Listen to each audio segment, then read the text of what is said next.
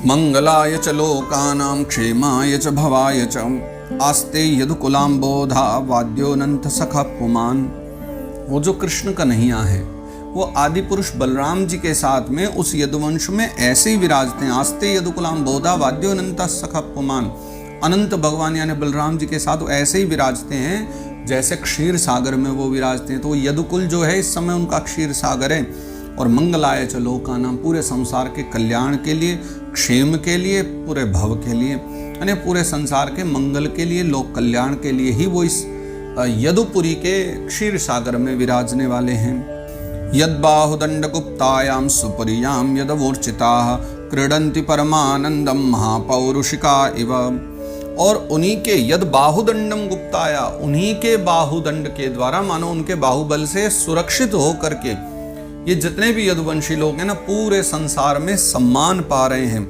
और क्रीडंती परमानंदम, परम आनंद में रहते हुए बड़े आनंद से जो है विष्णु पार्षदों के समान विहार करते हैं। जैसे वैकुंठ में विष्णु पार्षद आनंद करते हैं, महापौरुषिका युवा, जैसे वो महापुरुष भगवान के पार्षद विहार करते हैं वैकुंठ में, ऐसे द्वारिका में ये सब के सब द्वारिकावासी विहार करते हैं। ये भगवत कृपा ही तो है। यत्पाद शुश्रूषण मुख्य कर्मणा सत्यादयो द्व्यष्ट सहस्र योषितः निर्जित्य संख्ये त्रिदशांशतदाशिषो हरन्ति वज्रायुध वल्लभोचिताः। यत्पाद शुश्रूषण मुख्य कर्मणा, जिनके कर्म भगवान के चरणों की सेवा है। कौन? सत्यादयो द्व्यष्ट सहस्र योषिता, वो भगवान की जो योषिता हैं यानी नारी हैं।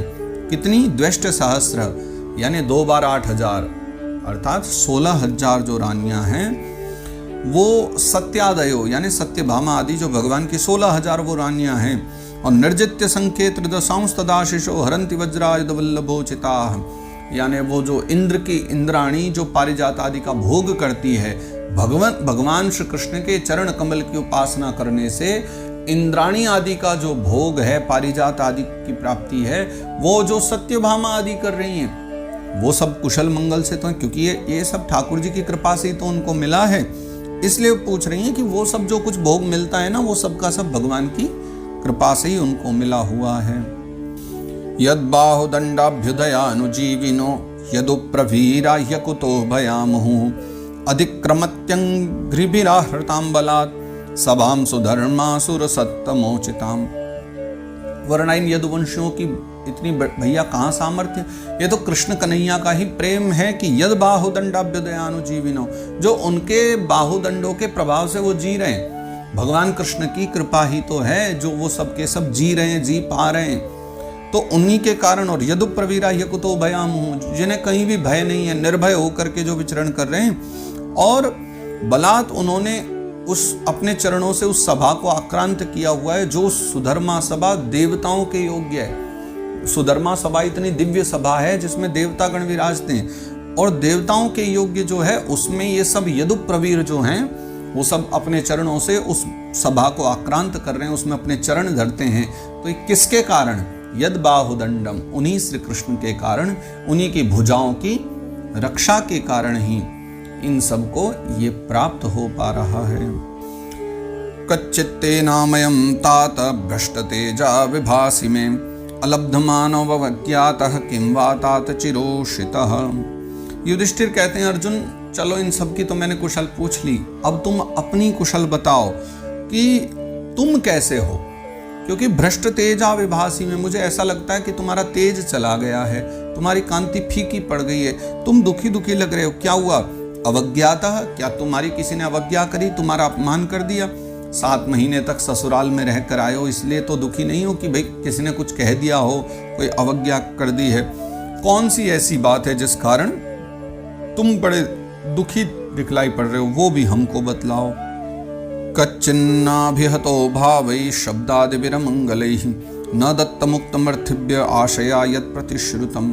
देखो 2 कारण हो सकते हैं तुम्हारे दुख के। पहला कारण तो कि शब्दादिभिर अमंगले, किसी ने कुछ अमंगल शब्दों से तुम्हें कह दिया हो तो इस कारण तुम दुखी हो गए हो, तो पहला कारण ये हो तो बतलाओ। अथवा न दत्त मुक्तम अर्थिभ्य, कोई तुम्हारे पास अर्थी आया, अर्थी मतलब मांगने वाला, याचक, कोई याचक तुम्हारे पास आया और उसने तुमसे कुछ मांगा और यत् प्रतिश्रुतम, तुमने उसको वो भी दे दी प्रतिज्ञा कि मैं तुम्हें दे दूंगा, और प्रतिज्ञा करने के बाद भी अगर तुम न दे पाए हो तब भी तुम ऐसे ही दुखी हो सकते हो, तो हमें बतला दो। अगर ऐसी कोई तुमने प्रतिज्ञा किसी से कर दी हो और न दे पाए हो तो हमें बतलाओ, हम उस प्रतिज्ञा को पूरी करवाएंगे, क्योंकि तुम जैसा वीर तभी दुखी हो सकता है, अन्य कोई कारण हमें दिखता नहीं है। तो बतलाओ अर्जुन तुम्हें क्या हुआ है, क्यों तुम्हारी कांति फीकी पड़ गई है। कच्चित्वं ब्राह्मणं बालं गां वृद्धं रोगिणं स्त्रियं शरणोपसृतं सत्वं नात्याक्षि शरणप्रदः। देखो, शरणोपसृतं सत्वम तुम्हारा एक नियम है, तुम्हारा मतलब हम सबका ही एक नियम है कि हम शरण में आए हुए व्यक्ति की रक्षा करते हैं, और तुम्हारा भी ये संकल्प है कि तुम जो तुम्हारी शरण में आ जाए तुम उसकी सदा रक्षा करते हो। तो कहीं ऐसा तो नहीं, कच्चित्वम, कहीं तुमसे ऐसा तो नहीं हुआ कि कोई ब्राह्मण, कोई बालक, कोई गौ, कोई वृद्ध, कोई रोगी या कोई स्त्री नारी, ब्राह्मणम बालम गाम वृद्धम रोगिणम स्त्रियम, इनमें से कोई ऐसा तो नहीं कि तुम्हारी शरण में आया हो और जो तुम्हारी शरण में आया हो तुमने उसका त्याग कर दिया हो, इस कारण से कहीं तुम्हारा मन दुखी हो, क्योंकि शरण में आए व्यक्ति का त्याग नहीं करना चाहिए और तुम करोगे भी नहीं, पर कहीं कोई ऐसा कारण बना हो कि तुम्हें उसका त्याग करना पड़ा हो शरण में आए का, इसलिए तुम इतने दुखी हो। तो हमें बताओ कि क्या हुआ है तुम्हें, क्यों तुम इतने दुखी हो। कच्चित्वं नागमो गम्यां गम्यां वा सत्कृतां स्त्रियं पराजितो वाथ भवान् नोत्तमैर्नाशमयि पथिः। अच्छा, कहीं ऐसा तो नहीं कि कच्चित्वं नागमो गम्या, कोई अगम्या स्त्री हो तुम्हारा, उसके साथ कोई ऐसा समागम हो गया हो, या जो कोई ऐसी स्त्री जो समागम की योग्य थी लेकिन तुमसे उसका कुछ असत्कार हो गया हो, असत्कृत तुमने उसको कर दिया हो, असत्कार पूर्वक समागम हुआ, ऐसा कुछ भी तो नहीं। या पराजितो वाथ भवान्नोत्तमैर्नाशमयि पथि, या मार्ग में तुमसे कोई छोटा या बराबरी वाला मिल गया हो और उससे तुम्हारा युद्ध हुआ और उस युद्ध में तुम हार गए हो, ऐसा भी तो नहीं हुआ है, क्योंकि अपने बराबरी वालों से और छोटों से हार जाना ये भी एक अपमानजनक होता है। तो तुम्हारे साथ कुछ ऐसा तो नहीं हो, तो कृपा करके वो भी हमें बतलाओ, लेकिन दुखी न रहो। अपिस्वित पर्यभुंक्तास्त्वं संभोज्यान् वृद्ध बालकान् जुगुप्सितं कर्म किंचित कृतवान् यदक्षमम्। अच्छा, ऐसा तो नहीं कि जो भोजन कराने योग्य बालक हों, तुम भोजन करने बैठे हो और उसी समय कुछ वहाँ पर या तो वृद्ध बालकान, कुछ वृद्ध या बालक हों जो भोजन के योग्य हों, जिनको भोजन कराना चाहिए था, और तुमने उनको छोड़ करके स्वयं ही भोजन पा लिया और इस कारण से दुखी हो। लेकिन हमें पता है ऐसा कर्म तुम करोगे नहीं, क्योंकि ऐसा तुमने आज तक किया नहीं, ऐसा निंदित काम तुम कभी करते नहीं हो, और जो तुम्हारे योग्य न हो ऐसा तुम करते नहीं, इसलिए मुझे पता है ये तो तुमने नहीं किया होगा। तो फिर किया क्या है, तुम्हारा मन क्यों दुखी है। और फिर जो है अंतिम श्लोक जो 44वां है, 14वें अध्याय का 44वां श्लोक, अंतिम श्लोक में वो पूछते हैं, कच्चित पृष्ठतमे नाथ हृदये नात्म बंधुना शून्योस्मि रहितो नित्यम मन्यसे तेन्यथा नरो। और इधर उधर की सारी बातें करने के बाद, बहुत तर्क वितर्क करने के बाद, सोचने के बाद महाराज युधिष्ठिर ने वो अंत की जो बात है वो मन से बाहर निकाली। वो मुख्य बात को अंत में बोला करते हैं, अंत में उन्होंने फिर ये बात कह दी कि कच्चित पृष्ठतमे नाथ, मुझे लगता है कि तुम्हारे जो परम प्रियतम हैं, अभिन्न हृदय हैं, परम सुहृद हैं, तुम्हारे प्रिय हैं, तुम्हारे प्राणाधार हैं, वो जो कृष्ण कन्हैया हैं, मुझे लगता है कि कहीं ऐसा तो नहीं तुम श्री कृष्ण से रहित हो गए हो, श्री कृष्ण से तुम दूर हो गए हो, और इसी कारण से शून्योष्मि रहित हो नित्यम। तुम्हें ऐसा प्रतीत हो रहा है जैसे तुम शून्य हो गए हो, जैसे तुम्हारा सब कुछ चला गया है। क्योंकि हो ना हो, मुझे तो यही कारण लगती है कि तुम्हारे भीतर मैंने इतनी पीड़ा कभी नहीं देखी, पहली बार इतनी पीड़ा देख रहा हूं, तो उससे मुझे यही लगता है कि हो ना हो श्री कृष्ण तुम्हें दूर हो गए हों छोड़ करके, कहीं यही तो मुख्य कारण नहीं है। और इतना कह करके फिर महाराज युधिष्ठिर शांत हो जाते हैं, और इसी के साथ भगवान वेदव्यास ने यह 14वां अध्याय यहाँ पर विश्राम दिया है। जय जय श्रीमद्भागवते महापुराणे पारमहंस्यां संहितायां प्रथम स्कंदे युधिष्ठिर वितर्को नाम 14ोऽध्यायः।